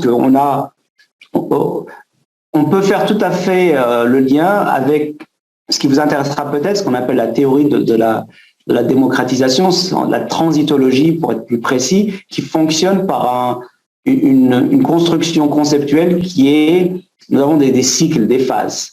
Il y aurait eu dans cette théorie 3 vagues de démocratisation du 19e aux années 90. En Europe de l'Est, dans l'Amérique latine, et puis le printemps, plutôt la vague de démocratie dans les pays de l'Europe de l'Est suite à la chute de l'Empire soviétique, qui techniquement se jouerait d'ailleurs encore. Dans cette logique, dans laquelle des vagues viendraient dans différentes régions selon leur propre rythme, on peut comprendre le printemps arabe comme étant aussi cette vague. Le printemps arabe qui est d'ailleurs de vagues, parce que souvenez-vous qu'en 2019, on a eu déjà, je disais tantôt 2.0, on a déjà eu un printemps arabe 2.0. C'était au Soudan et en Algérie. Et c'était dans l'actualité, si vous avez suivi, on a eu tout un mouvement au Soudan, en Algérie, 2 pays qui à l'époque avaient un peu résisté. pour des raisons différentes. Le Soudan avait connu d'autres conflits, il était accaparé par la division du pays en deux, et puis l'Algérie avait connu la guerre civile dont j'avais parlé tout à l'heure dans les années 90. Mais, et c'est précisément un peu l'argument que je disais à Madame Namaguet tantôt, c'est-à-dire que le fait que cette question n'a pas été réglée fait qu'elle est revenue. Et c'est un peu cette espèce d'irrésolution qui est l'espoir. Tant que ce besoin, cette faim, cette soif de démocratie n'est pas sevrée, je pense qu'on ne peut pas l'enlever du sujet. Elle reviendra et reviendra encore. C'est un désir essentiel au niveau de chaque être humain de représentativité.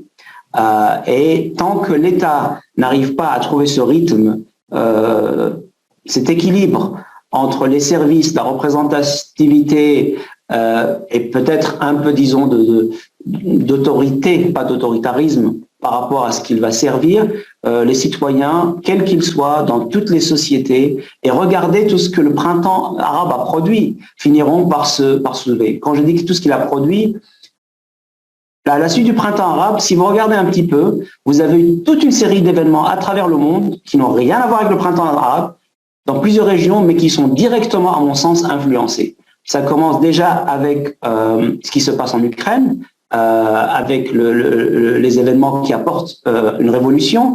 Vous le voyez en Turquie, rappelez-vous Taksim, vous le voyez à Hong Kong avec l'Umbrella Square, vous le voyez en fait avec Occupy Wall Street, qui est une question économique. Les Gilets jaunes en France, Debout la nuit, les mobilisations en Espagne qu'on voit, Podemos, etc.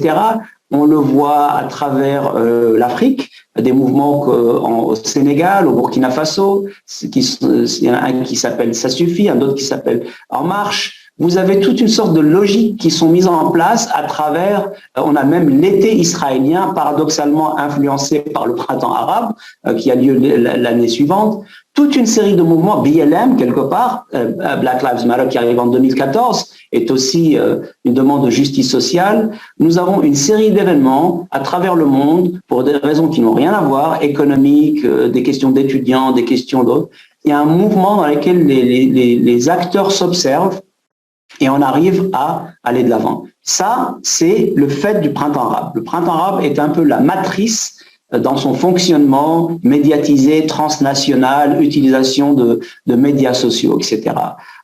Et donc, ceci n'ayant pas été traité, on peut penser que plus l'État va continuer à projeter sa violence, l'État néo-autoritaire finira par rejouer le même jeu, ces acteurs reviendront. Ils reviendront à la charge régulièrement jusqu'à ce qu'il y ait une forme de nouveau contrat social.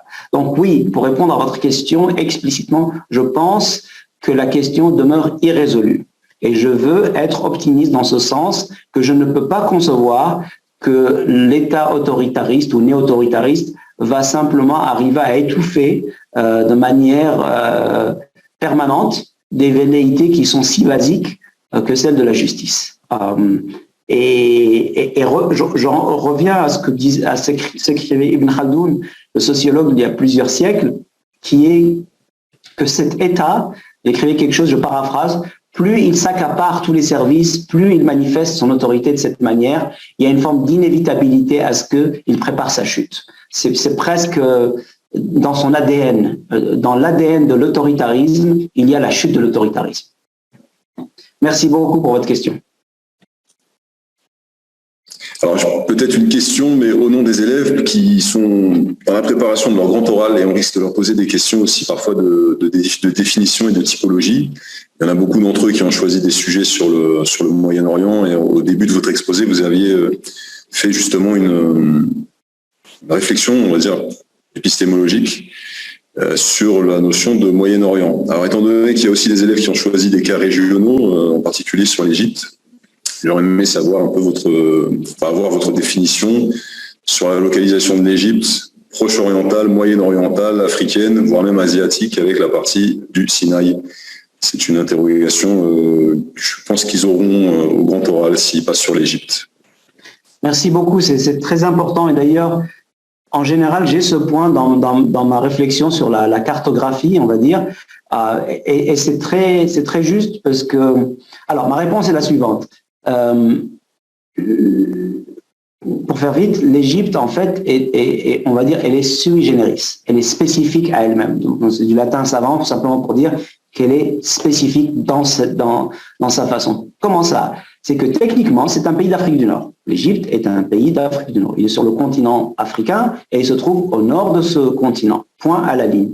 Mais dans son comportement, dans son auto-perception, l'Égypte a depuis fort longtemps été orientée vers l'Est plutôt que vers l'Ouest. C'est-à-dire qu'elle regarde vers le Mashriq et non pas le Maghreb. Néanmoins, il est important de noter un fait très intéressant qui est que lorsque les 5 pays d'Afrique du Nord, Algérie, Libye, Mauritanie, Maroc et Tunisie, forment dans les années 90, en 89, l'Union du Maghreb arabe, connue sous son acronyme UMA, c'est un jeu de mots sur Umma en arabe, nation, n'est-ce pas, et qui fonctionne pendant quelques années avant qu'il y ait une crise diplomatique entre l'Algérie et le Maroc qui va paralyser cette entité.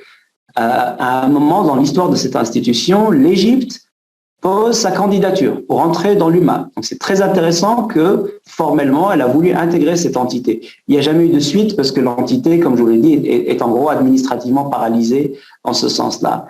Mais de facto, l'Égypte, qui a été pendant 3 ans le même pays que la Syrie, c'est l'Union arabe qui a été formée, la République arabe unie, pardon, qui a été formée entre 58 et 61, entre la Syrie et l'Égypte. Très important de savoir que la Syrie et l'Égypte ont partagé 3 ans d'existence commune, avec une double présidence. Ça confirme un peu cette orientation vers l'Est, en fait vers le nord-est pour le coup, vers le Cham. Il y a même une entité historiquement qu'on trouve dans les écrits ancestraux arabes qui est le Chamasr, c'est-à-dire c'est le mix entre Cham et Mesr. C'est au-delà du territoire vers la Palestine et qui ferait le lien. C'est très intéressant de voir que cet espace a une forme presque de point-virgule entre les deux, trait d'union plutôt entre ces deux espaces. Politiquement, l'Égypte est plus intéressée par le développement politique en Arabie. Nasser fait la guerre en aidant le Yémen de 63 à 67, etc., etc. Mais il influence l'Afrique du Nord, il y a un engagement, il soutient les indépendantistes algériens. Il y a aussi des biais très présents, bien entendu. En 69, Kadhafi arrive comme étant un mini Nasser. Le timing est mauvais. Nasser meurt l'année suivante. Donc il est orphelin de son grand frère. Mais la première année et le premier voyage d'ailleurs de Kadhafi, c'est d'aller voir Nasser en ce sens-là. Donc il y a cet élément. Donc c'est ce que je dirais. Je vais juste vous complexifier un peu plus, chers étudiants. C'est qu'en réalité, on peut penser que l'Égypte, elle est peut-être quelque part même dans son propre berceau. Elle est dans la vallée du Nil. Et elle n'aurait avec elle que le Soudan. Donc on peut penser que l'Égypte et le Soudan constituent une espèce de bain entre les deux et qui sont formateurs en ce sens. Tant et si bien d'ailleurs que l'Égypte et beaucoup d'Égyptiens, dans cette phrase populaire souvent entendue, se considèrent Dunya, la mère du monde. Donc c'est une forme aussi de reconnaissance de cette centralité au sein du monde arabe et au-delà. Voilà. Je vous remercie. J'avais 2 autres questions, puis après je vais laisser la parole à Rachel, si tu as des questions. Par rapport aux raisons pour lesquelles, donc vous avez rappelé que les reconstructions postcoloniales de l'État arabe, enfin des États arabes, ont été assez malheureuses. Et concrètement, est-ce que vous avez des facteurs d'explication pour lesquels la reconstruction postcoloniale dans certaines zones colonisées, je pense à la zone asiatique, en Inde, en Asie du Sud-Est, pour quelles raisons cette reconstruction a été un peu plus heureuse et plus concluante pour ces pays? C'est ma première question. Et ma deuxième question concernant le concept même d'État-nation et peut-être la conception westphalienne de l'État largement plébiscitée par les Occidentaux encore à l'heure actuelle. Il y avait dans une conférence que j'ai entendue du feu professeur Kizerbo, Joseph Kizerbo, qui disait, selon son point de vue, que les États-nations étaient un peu des sortes de constellations encore visibles, mais disparues dans la réalité, et considérait que c'était une forme assez obsolète et inapplicable au modèle africain et arabe. Qu'est-ce que vous pensez de cette affirmation du professeur ? Oui, je vous remercie. Je la rejoindrai dans un sens et peut-être je vais partager avec vous et vos étudiants un texte que j'ai republié il y a 2 ans. Je traduis de l'anglais au français. Le titre est En quête de l'État non occidental. Et dans ce texte, publié dans l'annuaire de la science politique, je m'interrogeais sur quelle forme prendrait l'État non occidental, l'État donc non westphalien. Et c'est assez complexe comme champ de recherche, assez frustrant plutôt, parce qu'il y a très peu de choses. Et c'est un peu le succès, entre guillemets, de l'État westphalien. C'est-à-dire qu'on pense toujours, et c'est ce que j'écris dans le texte, on pense de manière négative. Ce qui n'est pas l'État westphalien, au lieu d'aller chercher des caractéristiques positives, qu'est-ce qu'elles sont? Et j'en identifie quelques-unes, on n'a pas le temps d'y revenir, mais c'est une réflexion que je porte autour de ça. Et pour répondre à votre question plus directement, oui, je partage l'avis de ce collègue en ce sens que l'État-nation est quelque chose de très 19e, 20e siècle. Or, aujourd'hui, au 21e siècle, que je le disais tout à l'heure, on peut penser l'État bien au-delà. Aujourd'hui, l'État, il est subalterne par rapport aux grandes compagnies. Aujourd'hui, qui décide ce qui se passe dans ce monde? C'est Apple, c'est Google, c'est Amazon, c'est Netflix, c'est toutes ces grandes compagnies qui contrôlent, qui sont des méga compagnies qui sont présentes, qui ont les informations, qui possèdent les réseaux et qui sont fondamentalement supranationaux. Ce n'est même pas les organisations internationales. Avec toutes ces réflexions de conspiration dans le sud des États-Unis sur les Nations Unies et le contrôle. Ça, c'est des organismes qui sont complètement bureaucratiques et peu efficients. Par contre, voir ce qui est aujourd'hui n'a même pas besoin d'être militarisé, qui est simplement planétarisé dans sa présence, c'est ces oligarchies et c'est ce grand pouvoir. Ce grand pouvoir, il dépasse l'État. Il contrôle même le militaire. Les acteurs principaux des guerres aujourd'hui, c'est les private military contractors, les PMCs, n'est-ce pas? Comme on l'a vu avec Blackwater, comme on le voit avec le groupe Wagner. C'est des entités naissantes comme ça, hybrides, qui vont au-delà de l'État, pour répondre à votre question. S'arc-bouter sur l'État aujourd'hui qui contrôlerait tout, on a bien vu même avec Covid que ces États dépendent des contrats, des industries pharmaceutiques, etc. Donc je pense qu'il y a une forme de mutation en accélération et donc l'État qui ne va pas disparaître, soyons bien clairs, parce qu'il est encore trop présent, est quand même dans une position plus en retrait par rapport à ça. Sur la question du post-colonialisme, j'ai fait une petite vidéo qui vous intéressera peut-être, je vais vous l'envoyer avec les étudiants, qui résume exactement ce point-là en 10 minutes, je crois, j'aborde ceci. Et vous avez raison, c'est intéressant de voir que ce moment post-colonial 45-75, il ne se décline pas partout de la même manière. Et en gros, les États asiatiques s'en tirent mieux que les États arabes et les États africains, on va dire. On peut penser qu'il y a un élément de violence maximale. Toutes ces colonisations, tous ces contrôles n'ont pas été les mêmes. Il y a eu un effort de commerce et de contrôle tentaculaire en Asie, par les Britanniques notamment, une espèce de gestion à distance avec des moments de violence, mais qui a permis à certaines de ces classes commerçantes, commerciales, en Inde, en Chine et ailleurs, de persister. En Afrique, Nord et Sud, on a eu une oblitération de ces sociétés. L'Algérie a été violée et pillée pendant plus d'un siècle, complètement. Ce qu'il en ressort, c'est une société qui ne peut pas fonctionner. Le Rwanda a connu une double colonisation allemande et belge. Le Congo, 5 millions de morts, c'est l'équivalent de l'Holocauste. On ne l'a appris qu'il y a 15-20 ans lorsque Hochschild écrit son ouvrage là-dessus. C'est maximal comme violence. L'État sécuritaire, il est né au Cameroun. Vous avez toutes ces histoires sur lesquelles on pourrait revenir, qui sont profondément violentes, et des pays entièrement les RRO ont été complètement oblitérés. Donc il y a une violence maximale très présente dans ce sens-là, qui explique que le point de départ, il est assez négatif pour ces États-là. Et puis après, le comportement de ces élites. Mobutu rejoue le jeu au Congo, n'est-ce pas? Donc la même dépossession que les Belges aboutit à ces guerres dans les années 90. Donc je dirais c'est le point essentiel, et simplement peut-être que certains de ces acteurs asiatiques se sont positionnés plus rapidement dans une vision mondialisée. Nehru, Sukarno, tout ce qui est autour de Bandung, il y a déjà un langage, disons, de transcender l'épisode colonial qui apparaît un peu plus vite. C'est un peu ce que fait aussi Nasser, comme on le disait tout à l'heure. Mais Nasser, il meurt rapidement suite à l'épisode 67, et donc on passe à autre chose dans la grande ère arabe.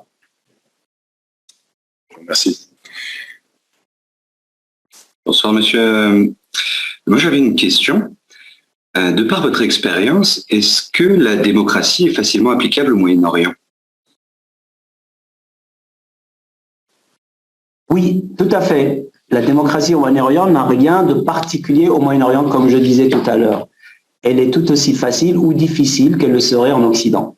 Je pense qu'on a une lecture qui a été imposée sur le fait qu'il y a un biais particulier de mouvements dans lesquels les sociétés occidentales auraient une facilité, ou plutôt l'inverse, que les nations orientales auraient des difficultés particulières. Je crois que c'est une lecture culturaliste, à terme raciste en fait, tout simplement, qui ferait qu'on est dans une logique d'évolution. Il faudrait que ces nations arrivent à un moment dans lequel ils pourraient à un moment être des candidats à la démocratie. La démocratie, aujourd'hui, je la vois beaucoup plus mal en point en France, en Allemagne, en Espagne, en Grande-Bretagne, qu'une démocratie qui avance relativement bien au Sénégal, en Tunisie, en dépit de la crise de l'année dernière qui reste. C'est-à-dire qu'il faut éviter une lecture qui serait paternaliste, qui serait orientaliste en ce sens-là. À l'évidence, tout ce qu'on vient de présenter dans l'heure et demie passée nous donne un point de départ très compliqué. Lorsque vous avez subi le viol colonial, ce sont des termes cliniques, ce ne sont pas des termes idéologiques. Lorsque vous avez subi le viol post-colonial d'États répressifs, et lorsque l'État lui-même est difficilement présent, le vecteur démocratie de représentation dans le sens d'une institution de représentation, d'élections régulières, de dissémination de la participation, d'équilibre entre les groupes ethniques, sociaux, religieux et autres, va être un projet beaucoup plus complexe à mettre en place. Mais voir dans cette difficulté d'apparition, de cheminement, quelque chose qui serait presque intrinsèque à l'arabe, au Moyen-Oriental, aux musulmans ou aux autres, c'est déplacer une question technique d'émergence de structures, de relations entre des individus à quelque chose qui serait endémique dans ceci. Et permettez-moi de dire que si la démocratie a eu des problèmes dans cette région, c'est parce que l'État colonial était un État qui ne permettait précisément pas ceci.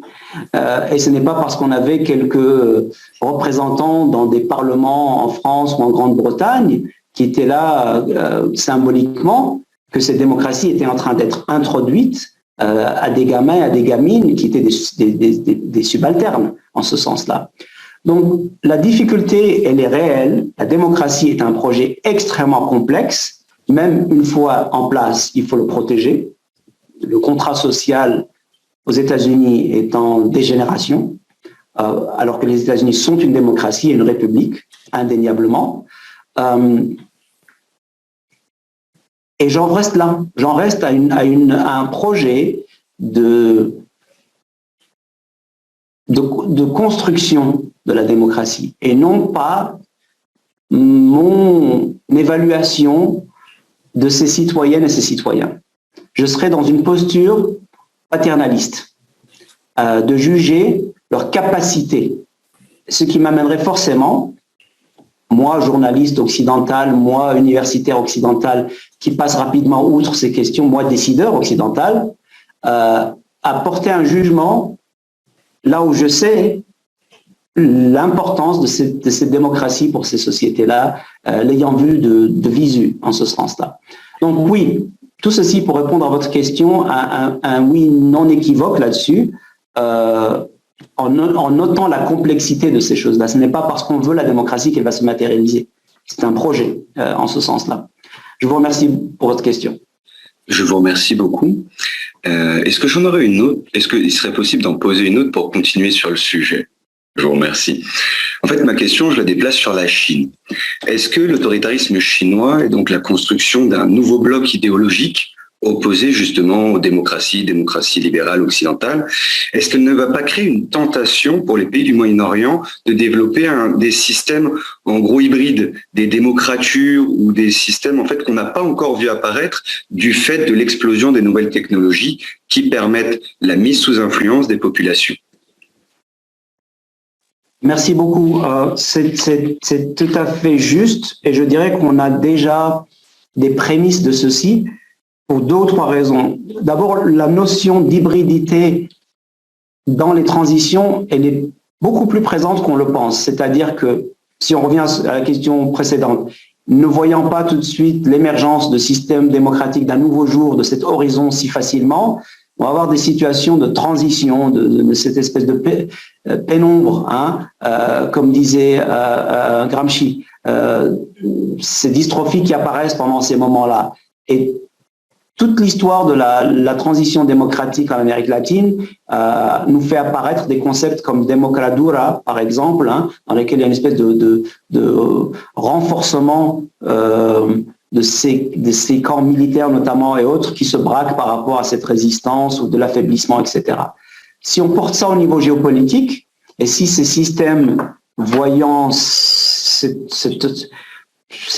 regard occidental que je critiquais tantôt perpétuer ou prendre de nouvelles formes, ces injonctions occidentales, et une espèce de fausse promesse, de pacte faustien, je dirais, avec ce qui apparaît à la fois en Chine et en Russie également, économiquement aussi parfois avec l'Inde et le Brésil qui sont présents dans ces aires, au-delà du Moyen-Orient, parfois en Afrique.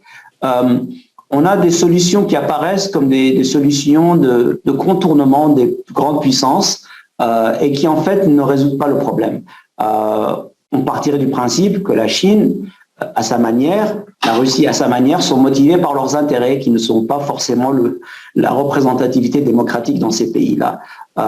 Et c'est différent des alliances qu'on a vues dans le passé. L'Égypte, par exemple, s'est alliée avec l'Union soviétique sur des questions militaires, de financement ou d'armement, etc.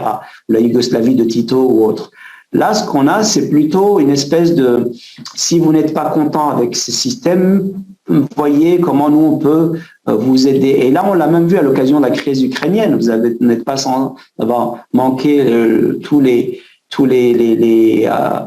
critiques qui ont été faites avec le fait qu'on ne parle que de l'Ukraine et pas les autres conflits. Et du coup, beaucoup de ces pays ne se sentent pas forcément impliqués dans ce sens. Je crois que la Chine, dans ce contexte-là, c'est, à mon sens, doublement insidieux. D'une part, parce que le système chinois a cette étrange hybridité qu'il est à la fois un parti communiste qui dirige une économie néolibérale.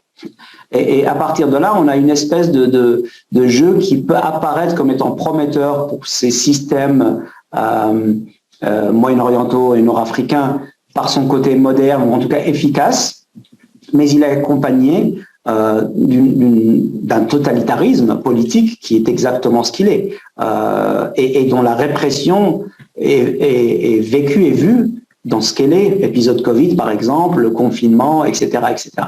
Donc je ne vois certainement pas, disons, d'un jour nouveau émerger de ce côté pour ces pays-là, même si, et je rejoins peut-être le postulat de votre question, on peut tout à fait penser qu'il peut charmer certains de ces décideurs qui pourraient y aller chercher alliance, financement ou simplement contournement de cet Occident qui n'arrive pas à changer son regard sur ces pays.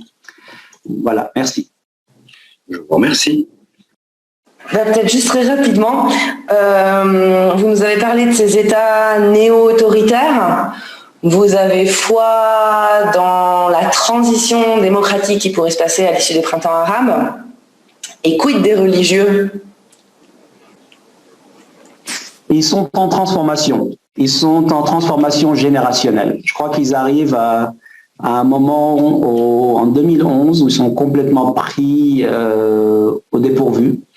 Le printemps arabe, c'est pas la révolution des islamistes, c'est la révolution d'autres acteurs qu'on a nommés tout à l'heure, jeunes, libéraux, démocrates, même des conservateurs, mais ce n'est pas les religieux.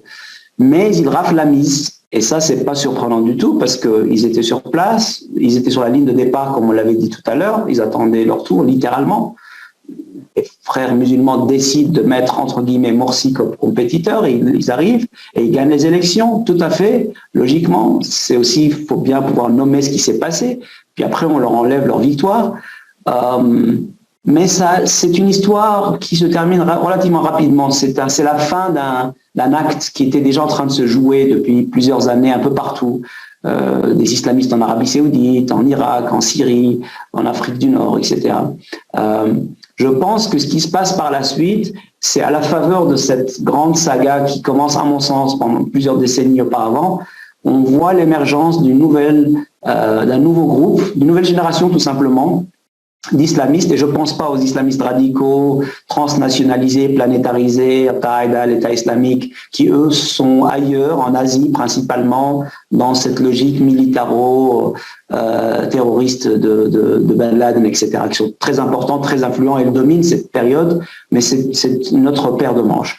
Les islamistes qui pourraient jouer le jeu démocrate ou pas, et qui sont présents, qui sont intéressés par le pouvoir politique au sein de ces pays, sous différentes configurations, à mon sens, font l'expérience de la naissance, au sens large, d'une nouvelle génération qui est encore en formation. Et je ne saurais vous dire vers quoi ceci va porter. On retrouve toujours les signes clairs de cet islamisme qui est toujours intéressé par la modernité, contrairement à ce qu'on pense souvent. Pas du tout des gens qui sont intéressés par le passé ou l'obscurantisme. Ils ont beaucoup d'ingénieurs, de scientifiques dans leur rang. La science et la modernité est très présente dans l'histoire de l'islam, et donc ça aussi c'est un cliché en Occident qui sont des obscurantistes, etc. Non, il y a ce vecteur de la science qui est ce qu'elle est, c'est un élément d'avancement. Beaucoup de jeunes ont été formés dans une lecture mondialisée, anglo-saxonne, très moderne.